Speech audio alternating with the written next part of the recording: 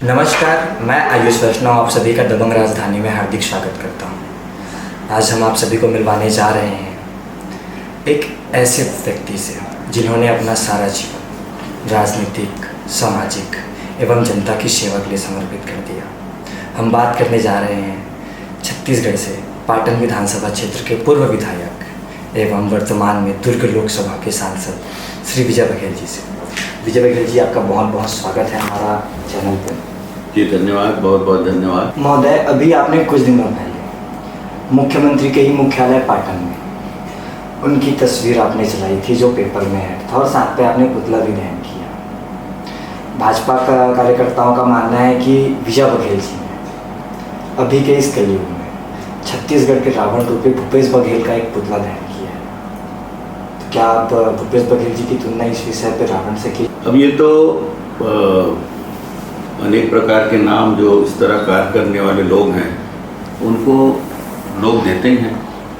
मैं अपने मुंह से अपनी जुबान को गंदा नहीं करना चाहता। लोग सोच रहे हैं वो बात स्पष्ट है कि जिस तरह शासन चल रहा है वाकई में महाभारत के दिन याद आ रहे हैं, वाकई में द्वापर के दिन याद आ रहे हैं कि जिसको हमने राजा बनाया वही हमको लूट रहा है, जिसको हमने राजा बनाया वही हमको प्रताड़ित कर रहे हैं। तो ये स्वरूप तो दिख रहा है, इसलिए लोग उसकी संज्ञा देते हैं, ये स्वाभाविक है। मैं तो इसी बात को फिर से दोहराना नहीं चाहता कि वर्तमान परिस्थिति जो है छत्तीसगढ़ के लिए दुर्भाग्यजनक है। आज जो भी कार्य कर रहे हैं यहाँ के मुख्यमंत्री, मैं तो नाम भी लेना नहीं चाहता, यहाँ के मुख्यमंत्री जो भी कार्य कर रहे हैं उसमें उनकी मानसिक रूप से दिवालियापन झलकती है, आर्थिक रूप से दिवालियापन छत्तीसगढ़ की झलक रही है। इसीलिए तो जायज मांगों को भी पूरा नहीं कर पा रहे हैं। और अगर उनके पास पैसा नहीं है छत्तीसगढ़ को देने के लिए, यहाँ के कर्मचारी अधिकारियों को देने के लिए, युवाओं को देने के लिए, हमारी वृद्धा पेंशन जिसको 1000 रुपये देने की बात इन्होंने की उनको देने के लिए, तो वो क्षमा मांग ले कि मेरे पास संसाधन नहीं है और मैं इसको नहीं कर सकता। हद तो जब हो गई जब इन्हीं के एक जिम्मेदार मंत्री माननीय टी.एस. सिंहदेव जी ये कहते हैं कि कर्मचारी अधिकारी की मांग जायज है लेकिन हमारे पास 5000 करोड़ इनके लिए देने के लिए हमारे पास पैसा नहीं है, हम कहाँ से दें? तो फिर ये जो मुख्यमंत्री है वो कभी आसाम चुनाव कराने चल देते हैं, ये कभी उत्तर प्रदेश चुनाव कराने चल देते हैं, उसके पहले बिहार चुनाव कराने चले गए थे, अभी हिमाचल प्रदेश की जिम्मेदारी ले ली। तो वहाँ खर्च करने के लिए पैसा कहाँ से लाते हैं? आखिर छत्तीसगढ़ के ही पैसा को तो वहाँ लुटा रहे हैं ना, तो उसका हिसाब तो छत्तीसगढ़ की जनता को देना पड़ेगा ना। तो ये सब बातें मन में है लोगों की कि कैसा काल चल रहा है, कैसे शासक बैठे हैं, और वो आने वाले समय में निश्चित रूप से वो आक्रोश इनके खिलाफ दिखेगा। काका ने लूटा है, क्या उनकी भरपाई भतीजा मुख्यमंत्री बनकर कर पाएगा? समय बताएगा। और मेरे मन में कभी ये चाहत नहीं रही कि मैं कोई बड़े पद में जाऊं, कोई बड़ी जिम्मेदारी मिले। ईश्वर की जो मर्जी होती है, किस्मत में जो लिखा है उसके अनुसार जिम्मेदारी मिलती है। और मैं तो भारतीय जनता पार्टी का हमेशा कर्जदार रहूँगा कि हमारे नेताओं ने मुझ पर विश्वास करके मुझे सांसद के रूप में आज दायित्व सौंपा है। आगामी जो चुनाव होने वाले 2023 विधानसभा सत्र पे, उस समय की जो रणनीति बनेगी वो महाभारत से कुछ समतल दिखाई दे रही है। देखिए वैष्णव जी, क्या है कि अभी जो वर्तमान परिस्थिति चल रही है और जब से कांग्रेस की सरकार आई है, वाकई में छत्तीसगढ़ की भोली भाली जनता को इन्होंने छला है। झूठ और फरेब की राजनीति करके कांग्रेस और इसके मुखिया इतने प्रचंड बहुमत से जीते जिसकी कल्पना उन्होंने भी नहीं की थी और हमने भी नहीं की थी। और जनता को विश्वास था कि जिन वादों के आधार पर कांग्रेस को जिता रही है उन वादों पर एक छत्तीसगढ़िया और किसान का बेटा कहलाने वाला, अपने आप को कहने वाला मुख्यमंत्री उस बात को साबित करेगा। मगर दिन प्रतिदिन इतनी बुरी स्थिति हो रही है छत्तीसगढ़ की कि लोग अब रो रहे हैं, पछता रहे हैं कि हमसे इतनी बड़ी गलती कैसे हो गई।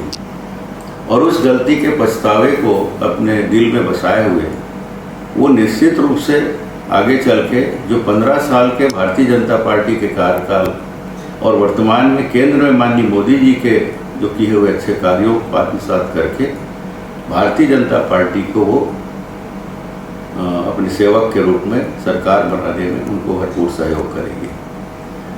हर वर्ग परेशान है। अभी आप देख रहे हैं किसान चला जा रहा है, मजदूर चला जा रहा है, हमारी विधवा और वृद्धा पेंशन पाने वाली महिलाएं चली जा रही हैं, रोजगार के लिए भटकते युवक चले जा रहे हैं। साथ ही साथ इतना बड़ा आंदोलन ये चौथे स्तर का हमारे अधिकारी कर्मचारी संघ न्यायालय से लेके मंत्रालय तक के कर्मचारी आज हड़ताल में हैं और ये चौथे चरण का हड़ताल है और वो अपनी जायज मांग के लिए लड़ रहे हैं। लेकिन ये जो मुख्यमंत्री अपनी मस्ती में मस्त है, सारे मुख्यमंत्रीगण निष्क्रिय बने बैठे हैं। ऐसा लगता है कि वो उनके गुलाम बन के काम कर रहे हैं, मतलब एक शब्द बोलने की हिम्मत भी वो नहीं कर पा रहे हैं, इतना अन्याय होते हुए भी वो छुपे रूप से बोलते हैं कि जायज मांग है, इसको पूरा करना चाहिए, बहुत सारे गलत काम भी हो रहे हैं। और हद तो जब हो यही यहाँ के गृह मंत्री माननीय ताम्रध्वज जी, एसपी और पूरे पुलिस जुमले की जो बैठक लिए अभी पिछले दिनों, उसमें अपराधियों की सारी लिस्ट उनको थमा दी, घर सहित, फोन नंबर सहित। और उसमें कार्रवाई की जब चली तो ऐसा पता चला कि 90 से 95% लोग कांग्रेसी जो अपराध में संलिप्त हैं। और बाद में पता नहीं उनको कहाँ से दबाव पड़ा, क्या उनको डराया चमकाया गया कि वो गृह मंत्री होते हुए डर के अपने ही वक्तव्यों को वापस लेने के लिए मजबूर हो गए। ये शासन चल रहा है यहाँ, मतलब खुलेआम लूट रहे हैं छत्तीसगढ़ को ये कांग्रेस के लोग। इसके मुख्यमंत्री इसका सरगना बने बैठा है। तो निश्चित रूप से उस लड़ाई की शुरुआत भारतीय जनता पार्टी ने कर दी है, हम सब ने मिलकर कर दी है और वाकई में ये महाभारत का युद्ध होगा। अधर्म के खिलाफ धर्म की लड़ाई होगी और हम सब इस पर फतह हासिल करेंगे। अपनी भोली भाली छत्तीसगढ़ की जनता को, जिन्होंने अपना उज्जवल भविष्य माननीय अटल जी के दिए हुए छत्तीसगढ़ के सपने के रूप में देखे थे, उसमें हम सफल होंगे। महोदय, राजनीति से दूर हम एक और बात करना चाहेंगे। हम आप सभी को बता देना चाहेंगे कि माननीय विजय बघेल जी राष्ट्रीय स्तर के कबड्डी खेल में गोल्ड मेडलिस्ट हैं। महोदय जी, हम ये जानना चाहेंगे कि आपने अपने युवा समय पे, जैसे हमने आप सब आपके बारे में जाना है कि आपने कबड्डी खेल में राष्ट्रीय स्तर पर आपने गोल्ड मेडल हासिल किया है, आप युवाओं को किस तरीके से और आगे जाने के लिए और आगे सक्सेस होने के लिए क्या टिप्स देना चाहिए? सबसे पहले तो मैं अपने खिलाड़ी जीवन को याद करता हूँ, जब हम लोग बहुत निश्चिंत भाव से सिर्फ खेल में ही मगन होते थे और वो ज़िंदगी वाकई में अद्भुत ज़िंदगी थी। हर चीज़ को खेल भावना से हम लोग लेकर चलते थे। और मैं कबड्डी का खिलाड़ी रहा हूँ, 3 बार नेशनल खेला हूँ, 3 बार यूनिवर्सिटी की टीम से ऑल इंडिया खेला हूँ। तो कबड्डी से मेरा बहुत लगाव रहा है और हम लोग अनेक जगह टूर्नामेंट भी कराते थे, टूर्नामेंट में भाग लेने जाते थे लोकल। वो जीवन वाकई में ऐसा जीवन था जिसकी सीख उस समय जो मिली हमको आज काम आ रहा है। मैं तो हमेशा युवाओं से यही निवेदन करूंगा कि एक तो समाज सेवा, देश सेवा और अपने बड़ों का सम्मान करना, ये अपने जीवन का ध्येय बना लें। अपने माता पिता और गुरु जी के दिए हुए सीख को अपना मूल मंत्र बनाकर उनके सम्मान के लिए वो लोग समाज में इस तरह के नाम रोशन करें अपना, ताकि गर्व से वो भी कह सके कि ये मेरा पुत्र है, ये मेरा शिष्य है। और एक बात मैं कहूँगा, देश है तो हम हैं। हमेशा देश के लिए समर्पित भाव से जीने का मन हमेशा बनाए। अनर्गल जो बहुत सारे गुण हैं उससे बचे, दुर्गुणों से बचे और अच्छे गुण को धारण करें। आज ये भी मैं कहूँगा कि अपनी ज़िंदगी को खेल भावना से जीना चाहिए। खिलाड़ी कभी हताश नहीं होता, परेशान नहीं होता और खिलाड़ी सतत अपने लक्ष्य के लिए लगा रहता है। एक असफलता से निराश नहीं होना चाहिए, क्योंकि मैंने जीवन में सीखा है कि जिस टीम को हम हराते थे उसी से कभी जीतते भी थे, और जिससे जीतते थे वो कभी हमको हराया करता था। तो हम लोग क्षणिक निराशा तो होती थी, लेकिन फिर से दुगुने उत्साह से और सफलता के लिए मेहनत करते थे और उस लक्ष्य को प्राप्त करते थे।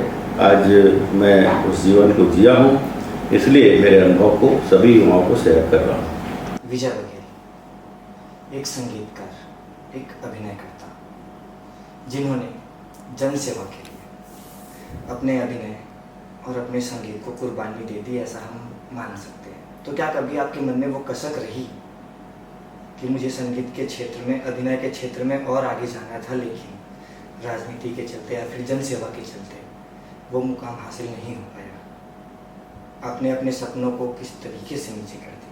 नहीं, मैंने पहले जैसे कहा कि मैं कभी किसी बात के लिए मेरे मन में कसक नहीं की। मैं तो हर चीज़ को ईश्वर की देन मानता हूँ, किस्मत का लिखा मानता हूँ। और जो आदमी ईश्वर के ऊपर और अपनी किस्मत के ऊपर बातें छोड़ दो, कभी निराश नहीं होता, कभी उनके मन में कसक नहीं होता। वाकई में मेरे मन में एक कलाकार भी है और मैं गीत भी गाता हूँ कभी कभी। फिर कुछ फिल्मों में काम भी किया मैंने। स्कूल में जब हम लोग पढ़ा करते थे तो उसमें भी नाटक में, लीला में भाग लिया करते थे। कि बचपन से मेरा एक प्रकार के शौक भी रहा है। लेकिन मैंने पहले कहा, मैं तो सर्विस भी करता था भिलाई स्टील प्लांट में, रेल मिल में मैं 19 साल सर्विस की। तो वो मेरा लक्ष्य, उस समय किस्मत ने मुझे वहाँ का दायित्व दिया। फिर उसके बाद नगर पालिका अध्यक्ष बना, वो भी इंडिपेंडेंट बना। तो वो मेरी किस्मत में लिखी थी, लोगों का प्यार उसमें भी मिला और निर्दलीय रूप में मैंने वहाँ जीत हासिल की। फिर भारतीय जनता पार्टी के में शामिल हो गया और मुझे मात्र 4 साल में, मैं 2004 में भारतीय जनता पार्टी में शामिल हुआ। 2008 में मुझे पाटन विधानसभा की टिकट मिली और वर्तमान मुख्यमंत्री को हराने का सौभाग्य मुझे भारतीय जनता पार्टी ने दी। तो ये लिखा है। 18 में मुझे टिकट नहीं मिली, 13 में मैं चुनाव हार गया, 19 में मैं तो घर में था। लेकिन किस्मत में जो लिखा है, मैं कहीं टिकट के लिए नहीं गया, कोई आवेदन नहीं दिया, लेकिन किस्मत है। और भारतीय जनता पार्टी के नेताओं ने मुझ पर विश्वास किया। आज उसका प्रतिफल है कि यहाँ पे मैं यहाँ के लोकसभा के सेवक के रूप में आज मैं आपके बीच में हूँ और ये इंटरव्यू आपको दे रहा हूँ। तो सुनना चाहेंगे जो आपका एक प्रसिद्ध गीत है जी। ये छत्तीसगढ़ी गीत है और आह्वान गीत है। स्वर्गीय लक्ष्मण मस्तूरिया जी का प्रिय गीत, उनके ही लेखन, और उन्होंने अपने सुरों में इसको ढाले थे। मोर संग चलो जी, मोर संग चलोगा, होगी रे परे अपटे मन, औ परे डरे मन के मन। मोर संग चलोगा, मोर संग चलो ना, अमरैया के जुड़ छाओ माँ, मोर संग बैठ जुड़ा लो। अमरैया के जुड़ छाओ माँ, मोर संग बैठ जुड़ा लो। पानी पिलाओ मैं सागर हो, दुख पीरा बिसरा लो। पानी पिलाओ मैं सागर हो, दुख पीरा बिसरा लो। नवा जोत ओ नवा गाँव भर, नवा जोत ओ नवा गाँव भर, रास्ता नवा गढ़ो रे। मोर संग चलो ना, मोर संग चलोगा, मोर संग चलो जी। बहुत बहुत धन्यवाद।